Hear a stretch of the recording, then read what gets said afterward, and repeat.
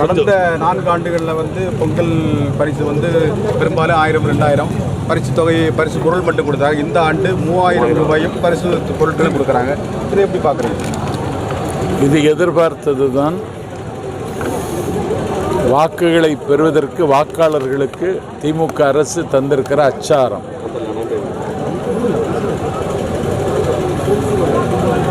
அரசு ஊழியர்களுக்கு பென்ஷன் 22 ஆண்டுகளுக்கு பிறகு அறிவித்திருக்கிறாங்க.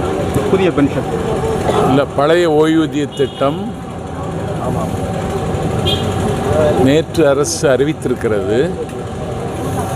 அதனுடைய சாராம்சங்கள் அரசாணையாக வருகிற பொழுதுதான் அது எப்படி கொடுக்க போகிறார்கள் என்று தெரியும். ஒரு 86,000 கோடி இதற்கு தேவைப்படுகிறது. அரசினுடைய கருவூலத்தில் எந்த காசும் இல்லை.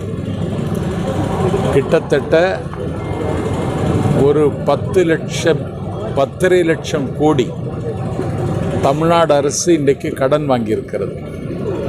இப்படி கடனில் தத்தளிக்கிற அரசு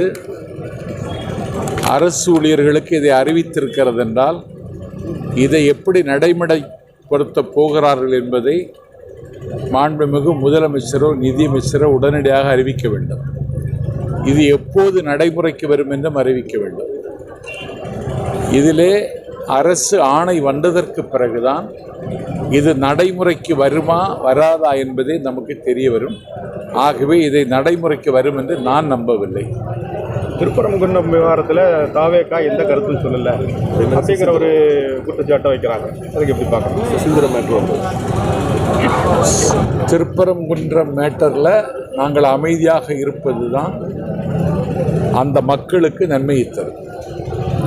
திருப்பரங்குன்றம் அமைதியாகத்தான் இருக்கிறது. அந்த அமைதியை சீர்குலைப்பதற்கு சங் பரிவார் சக்திகளும் திமுகவும் வேலை செய்கின்றன. ஆகவே இதிலே குளிர் காய்வதற்கு தாவேக்கா விரும்பவில்லை. விஜய் அவர்களுடைய மௌனம் மலையை விட கனமானது. ஆகவே திருப்பரங்குன்றம் பிரச்சனையை வைத்து தமிழ்நாட்டில் ஒரு மோதுதல் போக்குக்கு வழிவகுக்க சங் பரிவார் சக்திகள் திட்டமிடுகிறது. இதிலே மக்கள் பலியாகவில்லை. அந்த பிரச்சனையை எதிர்த்து போராட்டம் நடத்தினால் கூட ஒரு 30 பேர் கூட அதற்கு வரவில்லை. ஏதோ திருப்பரங்குன்றத்தில் ஒரு பதற்றம் பற்றி இருப்பது மாதிரி ஒரு மாய பிரச்சாரத்தை ஊடகங்கள் முன்னெடுத்து செல்கின்றன. எங்கள் தலைவர் அமைதி காப்பது அந்த மக்களுக்காகத்தான். தமிழக பாஜக தலைவர் நயினார் நாகேந்திரனுடைய பிரச்சார யாத்திரை இன்றைக்கு முடியுது. அதில் அமித்ஷா அவர்கள் வந்திருக்கிறாங்க. அமித்ஷா வந்தனால தமிழகத்தில் பெரிய மாற்றங்கள் உருவாகும் பாஜக தரப்பில் சொல்கிறாங்க. இது எப்படி பார்க்கணும்? அமித்ஷா வந்தால் மாற்றம் ஒன்றும் வராது. பீகாரில் வந்த மாற்றத்திற்கு அமித்ஷா காரணம் அல்ல.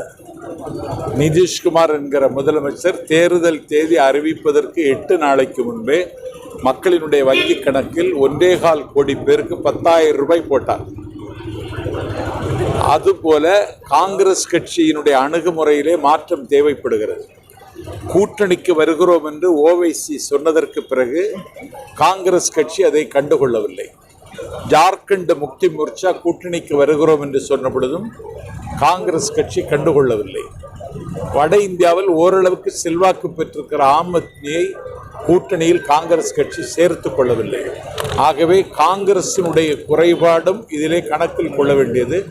அமித்ஷா வந்தால் இங்கே எந்த மாற்றமும் நடக்காது. அலெக்சாண்டர் வந்தாலே நடக்காதது, அமித்ஷா வந்தால் நடக்குமா? நடக்காது. தமிழகத்தில் வந்து தாவேக்காவும் காங்கிரஸும் கூட்டணிக்கான வாய்ப்புகள் இருக்கிறதா? அவர்களுக்கு அப்படி ஒரு விருப்பம் இருக்கிறது. அந்த விருப்பத்தை அவர்கள் வெளிப்படுத்தி இருக்கிறார். காங்கிரஸ் கட்சி சட்டமன்ற குழுவினுடைய தலைவர் நம்முடைய இந்த மாவட்டத்தை சார்ந்த எம்எல்ஏ ராஜேஷ்குமார் அதை வெளிப்படுத்தி இருக்கிறார்.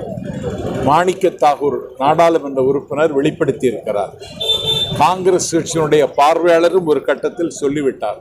ஏனென்றால் காங்கிரஸ் கட்சியிலே இருக்கிறவர்கள் என்ன கருதுகிறார்கள் என்றால், இன்றைக்கு பாண்டிச்சேரி ஆட்சியை காங்கிரஸ் தான் அங்கே வரும் ஆட்சிக்கு, அதை திமுக குறிவைக்கிறது. அதில் காங்கிரஸ் கட்சிக்கு கொஞ்சம் சங்கடம் இருக்கிறது. ஆகவே தாவேக்காவோடு கூட்டணி வைத்துக் கொண்டால் கேரளாவில் மம்முட்டி மோகன்லாலுக்கு நிகரான செல்வாக்கு எங்கள் தளபதி விஜய்க்கு இருக்கிறது. 2026 தேர்தல் தமிழகத்தில் நடக்கும் பொழுது கேரளாவில் நடக்கும். ஆகவே விஜய் நமக்கு கேரளாவிற்கும் தேவைப்படுவார், பாண்டிச்சேரிக்கும் தேவைப்படுவார், தெலுங்கானா, ஆந்திரா, கர்நாடகத்துக்கும் தேவைப்படுகிறார். வட இந்தியாவில் எல்லா மாநிலங்களிலும் பிஜேபி ஆட்சி இருந்தாலும் தென்னிந்தியாவில் காங்கிரஸ் ஆட்சி இருக்கிறது நமக்கு ஒரு சேஃப். 2029 தேர்தலை சந்திப்பதற்கு நமக்கு ஒரு வாய்ப்பாக இருக்கும் என்று விஜய் அவர்கள் விரும்புகிறார்கள். எங்கள் தலைவர் என்ன முடிவெடுப்பார் என்பது காங்கிரஸ் கட்சியினுடைய கையில் தான் இருக்கிறது. இப்போ தமிழகத்தில் வந்து அதிமுக பலவீனமாக இருந்தாலும் அந்த கட்சி தான் எங்களுக்கு போட்டி ஏன் சொல்றாரு?